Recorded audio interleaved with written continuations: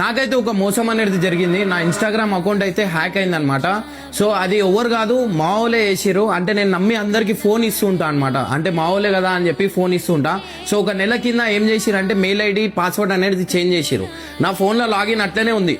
అయితే వీళ్ళు ఏం చేసిరు, కొన్ని రోజుల తర్వాత ఒక న్యూడ్ వీడియోస్ ఫోటోస్ ఉంటాయి కదా, అది వేరే వాళ్ళకి పంపించారు అనుకుంటా. ఇన్స్టాగ్రామ్ కమ్యూనిటీ గైడ్ లైన్స్ కింద నా అకౌంట్ అయితే స్ట్రైక్ పడ్డది. స్ట్రైక్ పడగానే నేను ఏం చేసిన అంటే పోయి చెక్ చేయగానే మెయిల్ ఐడి పాస్వర్డ్ చేంజ్ ఉంది. సో గైస్, నేను అందరికి మంచి చేస్తాను, నాకు ఎందుకు ఇట్లా చేసిరు ఏందనేది నాకైతే అర్థమైతలేదు.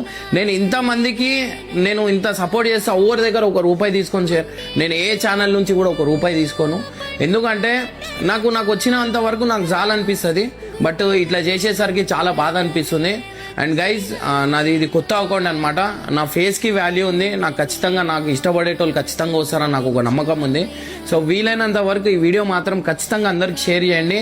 మళ్ళీ కంబ్యాక్ అనేది ఇస్తాను నేను. ఇంతకుముందు యూట్యూబ్ పోయినప్పుడు కూడా కంబ్యాక్ ఎట్లా ఇచ్చిన, ఒక రోజులో 1-2 లక్షల మంది వచ్చారు. నా ఫేస్కి వాల్యూ ఉంది, నాకు ఆ నమ్మకం అనేది ఉంది. మనం ఎప్పుడు నిజంగా అంటున్నా, నేను అందరు మంచి గురించి ఆలోచిస్తా, కానీ నాకే ఇట్లా చేసారు. సో గైస్, పోతే పోని ఏం లేదు, మళ్ళీ వస్తుంది. సో గైస్, ఫాలో కండి.